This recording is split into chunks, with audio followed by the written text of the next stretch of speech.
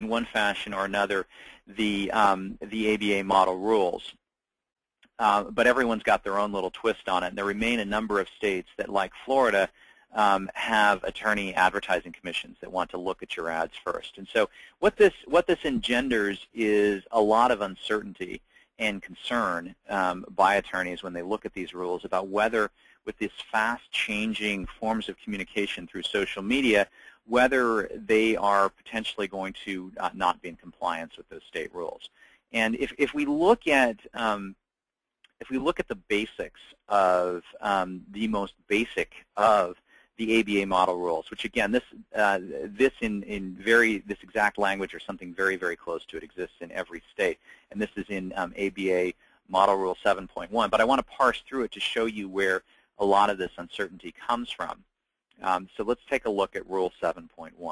And what Rule 7.1 says is it says, a lawyer shall not make a false or misleading communication about the lawyer or the lawyer's services. Okay? Straightforward enough, but think about how broadly this could potentially be read. A lawyer shall not make a false or misleading communication about the lawyer or the lawyer's services. And what's more, to compound this, the rule goes on to say, a truthful statement is also misleading. So now we're not just talking about false statements, we're also talking about truthful statements.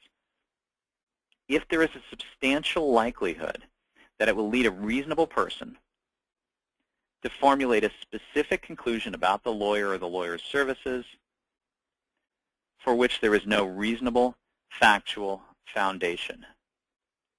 Okay, so we're talking not only about false statements, but we're also talking about true statements that might be amenable of a misleading interpretation.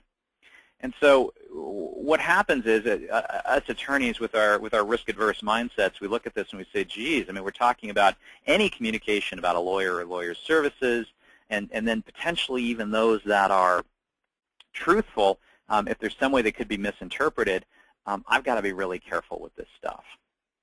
But let's unpack that a little bit and dig into exactly what that means, because even though this statute is very broadly written, as I'll show you as we get into it, it actually has a much, much more narrow interpretation. So, I mean, communication about a lawyer or lawyer's services. Let's look at some examples. Here's a pleading. So a pleading that's filed in court is technically a communication about a lawyer or lawyer's services, right? I mean, it's communicating something about the lawyer. It's communicating their writing style, how persuasive they are, how competent they are. I mean, I've read a lot of pleadings, and there can be a wide degree of variation, and it certainly tells you a lot about the lawyer who